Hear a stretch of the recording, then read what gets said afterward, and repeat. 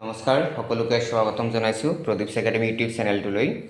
আজিৰ এই ভিডিঅ'টোত ডিছকাছ কৰিম ক্লাছ 10ৰ চেপ্টাৰ নাম্বাৰ 6 ত্ৰিভুজ। এই চেপ্টাৰটোৰ বিষয়ে ডিছকাছ কৰিম। গতিকে চেপ্টাৰটো ডিছকাছ কৰাৰ পূৰ্বে প্ৰথমে আমি চেপ্টাৰটো ইন্ট্ৰডাকশ্যনখিনি চাই লওঁ। কিছুমান বিশেষ সংজ্ঞাখিনি ভালদৰে চাই লওঁ আৰু এই চেপ্টাৰটোৰ ইন্ট্ৰডাকশ্যনৰ পৰা যদি তোমালোকে ভিডিঅ'বোৰ চোৱা তেতিয়াহ'লে কমপ্লিট ট্ৰায়েংগেলটো বুজি পাবা, ট্ৰায়েংগেল চেপ্টাৰটো। গতিকে আহা চেপ্টাৰটোত কি কোৱা হৈছে চাওঁ। প্ৰথমে আমি জানিব লাগিব যে ট্ৰায়েংগেল কাক কয়। যিহেতু চেপ্টাৰটোৰ নামেই ট্ৰায়েংগেল, গতিকে আমি এনেকৈ ক'ব পাৰোঁ যে তিনিটা ৰেখাৰে আগুৰা যিটো সমতল ক্ষেত্ৰ থাকে তাক আমি ত্ৰিভুজ বুলি কওঁ। আৰু এটা ত্ৰিভুজৰ তিনিটা শীৰ্ষবিন্দু থাকে, এটা এ বি চি। মই ট্ৰায়েংগেল এটা আঁকিছোঁ। তিনিটা ছাইড থাকে, এ বি বি চি। এইখিনি জানাই তোমালোকে, এ চি এইখিনি জানা অলৰেডি। আৰু তিনিটা কোণ থাকে, angle A, angle B, angle C. তিনিটা শীৰ্ষবিন্দু, তিনিটা বাহু আৰু তিনিটা কোণ থাকে এটা ত্ৰিভুজৰ। গতিকে এই চেপ্টাৰটো বিশেষকৈ আমাৰ প্ৰয়োজন হ'ব সদৃশতা আৰু সৰ্বসম। সৰ্বসমতকৈ সদৃশতা এই চেপ্টাৰটোত গোটেইখিনি সদৃশ ত্ৰিভুজৰ ওপৰত ডিছকাছ কৰা হ'ব। গতিকে প্ৰথমে আমি জানিব লাগিব সৰ্বসম চিত্ৰ কাক কয় বা কনগ্ৰুৱেণ্ট ফিগাৰ। ইয়াত চিত্ৰ উল্লেখ কৰা হৈছে, আমি ত্ৰিভুজ উল্লেখ কৰা হ'ব পিছত।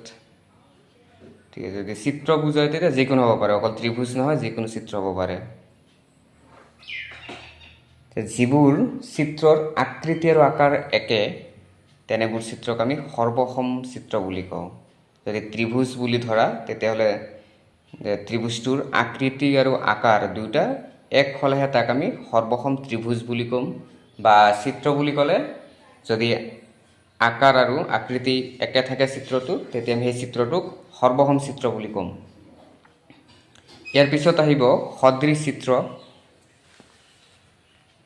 যিবোৰ চিত্ৰৰ আকৃতি একে থাকে কিন্তু আকাৰ একে নহ'বও পাৰে। এটা দেখাত একে থাকিব লাগিব কিন্তু আকাৰ এটা ডাঙৰ হ'লেও হ'ব, এটা সৰু থাকিলেও একো নাই, চিমিলাৰ বুলি আমি ক'ব পাৰোঁ, সদৃশ চিত্ৰ বুলি ক'ব পাৰোঁ। যদি যিবোৰ চিত্ৰৰ আকৃতি একে কিন্তু আকাৰ একে নহ'বও পাৰে বা আকাৰ একে নহ'বও পাৰে, তেনেবোৰ চিত্ৰক আমি সদৃশ চিত্ৰ বুলি ক'ম। ইয়াত দুটা ট্ৰায়েংগেল লোৱা হৈছে, চোৱা, এটাৰ আকাৰ ডাঙৰ, এটাৰ আকাৰ সৰু, কিন্তু দুটা আকৃতি একে। এ বি চি আৰু পি কিউ আৰ দুটা ট্ৰায়েংগেলৰ আকাৰ একে কিন্তু আকৃতি একে নহয়, গতিকে আমি ক'ব পাৰোঁ যে চিত্ৰটো সদৃশ। গতিকে আমি এনেকৈ লিখোঁ, triangle A B C similar to triangle P Q R. আৰু সৰ্বসম এই চিহ্নটো ইউজ কৰা হয়, কনগ্ৰুৱেণ্ট অফ, সৰ্বাংগসম। ইয়াৰ পিছত আমি জানিব লাগিব ত্ৰিভুজৰ প্ৰকাৰ। কি কি ধৰণৰ ত্ৰিভুজ থাকে। যদি বাহু অনুসৰি হয় তেতিয়াও আমি তিনিটা পাওঁ, এটা বিষম বাহু ত্ৰিভুজ, সমদ্বিবাহু ত্ৰিভুজ, সমবাহু ত্ৰিভুজ। কোণ অনুসৰি সমকোণী ত্ৰিভুজ, স্থূলকোণী আৰু সূক্ষ্মকোণী ত্ৰিভুজ আমি এইবিলাক পাইছোঁ আমি লয়াৰ ক্লাছবিলাকত। যদি বাহু অনুসৰি ধৰোঁ বিষম বাহু, যাৰ বাহুখিনি তিনিওটা বাহুৰ মিল নাই, সমান নহয়। সমদ্বিবাহুৰ ক্ষেত্ৰত দুটা বাহু, সমদ্বিবাহুৰ ক্ষেত্ৰত সমদ্বি মানে দ্বি মানে দুটা, গতিকে দুটা বাহু সমান, এটা বাহু অসমান থাকে। সমবাহুৰ ক্ষেত্ৰত গোটেইকেইটা বা তিনিওটা বাহু সমান। কোণ অনুসৰি যদি যাওঁ আমি সমকোণী, এইকেইটাত কোণ থাকিব লাগিব, এটা সমকোণী বুলি ক'লে 90 ডিগ্ৰী থাকিব লাগিব। স্থূলকোণী বুলি ক'লে 90তকৈ ডাঙৰ, 180তকৈ সৰু থাকিব কোণবিলাক। সূক্ষ্মকোণী বুলি ক'লে 0 to 90 ভিতৰত থাকিব লাগিব কোণখিনি। এইখিনি আছিল ত্ৰিভুজৰ প্ৰকাৰ। ইয়াৰ পিছত মূল বিষয়টো হ'ল এই চেপ্টাৰটোৰ ত্ৰিভুজৰ সাদৃশ্যতা বা সাদৃশ্য, চিমিলাৰিটি অফ ট্ৰায়েংগেলছ। কেতিয়া আমি দুটা ত্ৰিভুজ সদৃশ বুলি ক'ম, যেতিয়া এটা সিহঁতৰ অনুৰূপ কোণবিলাক সমান হয়, এটা কণ্ডিশ্যন, সিহঁতৰ অনুৰূপ কোণবোৰ সমান হয়। কণ্ডিশ্যন 2 সিহঁতৰ অনুৰূপ বাহুবোৰ সমানুপাতিক হয়। সমানুপাতিক বুলি ক'লে আমি ইয়াৰ অনুপাত যিবিলাক থাকে একে থাকে। গতিকে যদি দুইটা ট্ৰায়েংগেল লওঁ, ABC ট্ৰায়েংগেল আৰু PQR ট্ৰায়েংগেল। এই ট্ৰায়েংগেল দুটাৰ অনুৰূপ কোণ বুলি ক'লে এৰ অনুৰূপ কিমান হ'ব P।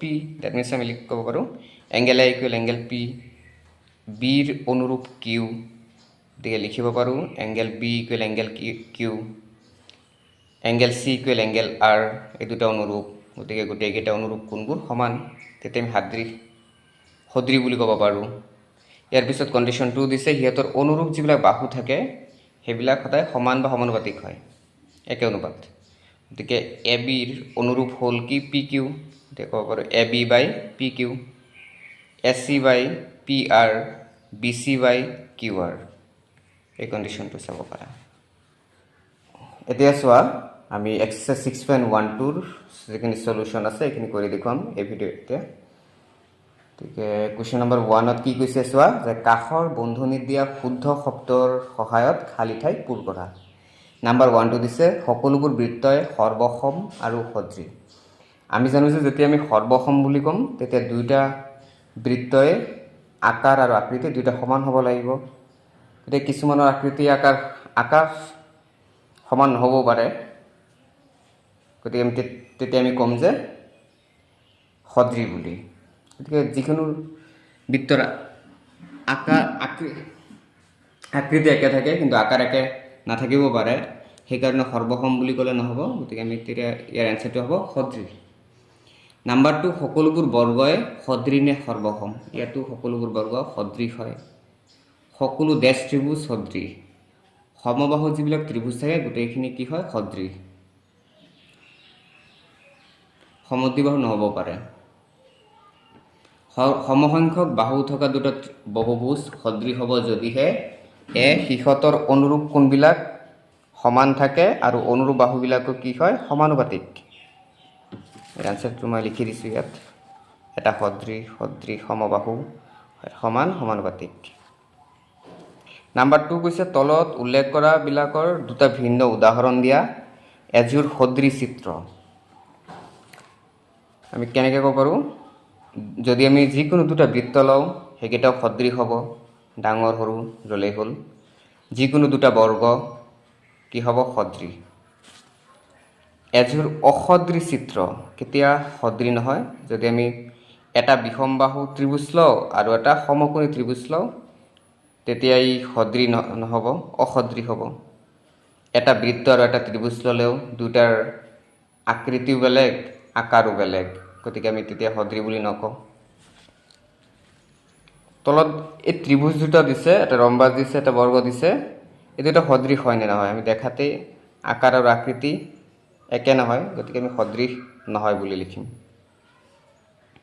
4 নম্বৰ কৈছে তলৰ কোনকেইটা নিশ্চিতভাৱে ইটো সিটোৰ সদৃশ, এইটো অপশ্যন চি, যিকোনো দুটা পঞ্চভুজ সদায় সদৃশ হ'ব, বাকীখিনি সদৃশ নহ'ব পাৰে। কুৱেশ্যন নম্বৰ 5ত কি কৈছে, যদি এটা ত্ৰিভুজত তিনিওডাল বাহু সমান হয় আৰু আনডাল ত্ৰিভুজৰো তিনিডাল বাহু সমান তেতিয়া ত্ৰিভুজটো সৰ্বসম হয়। আমি স্বীকাৰ্য মতে আমি কি ক'ব পাৰোঁ যে সমান বুলি ক'ব পাৰোঁ। কিন্তু যদি এটা ত্ৰিভুজত তিনিটা কোণ আৰু তিনিওটা ত্ৰিভুজ দুটা সৰ্বসম, আমি তেনেকুৱা কোনো চৰ্ত পোৱা নাই যে তিনিওটা এংগেল সমান হ'লে বাহুখিনি সমান নহ'বও পাৰে, গতিকে আমি সৰ্বসম ক'ব নোৱাৰোঁ, গতিকে বি অশুদ্ধ হ'ব।